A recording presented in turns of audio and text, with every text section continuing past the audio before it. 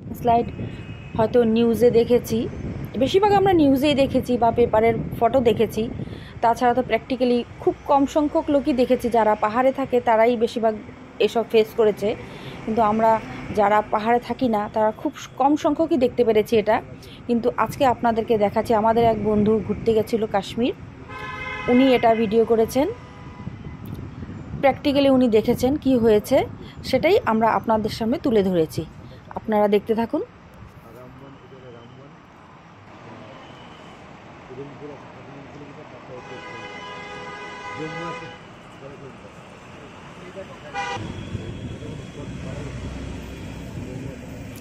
নমস্কার বন্ধুরা, welcome to Panna creativity. আপনারা যেভাবে আমাদেরকে সহযোগিতা করছেন তার জন্য অসংখ্য ধন্যবাদ। এভাবেই সবসময় আমাদের পাশে থাকবেন। আশা করছি আমাদের ভিডিওগুলি আপনারা দেখছেন, ভালো লাগছে।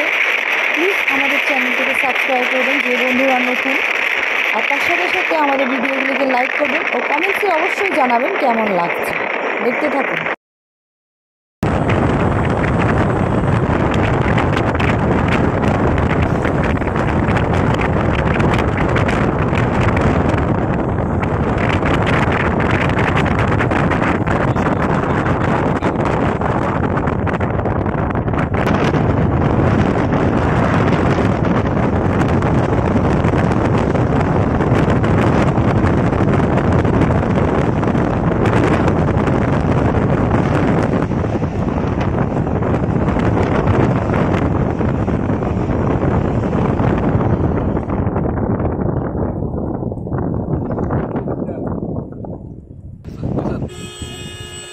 অনেক বড় ল্যান্ডস্লাইড আছে, পুরো পাহাড়ের অর্ধেকটাই পড়ে গেছে, এখনো পড়তেছে, এখনো ল্যান্ডস্লাইড হচ্ছে।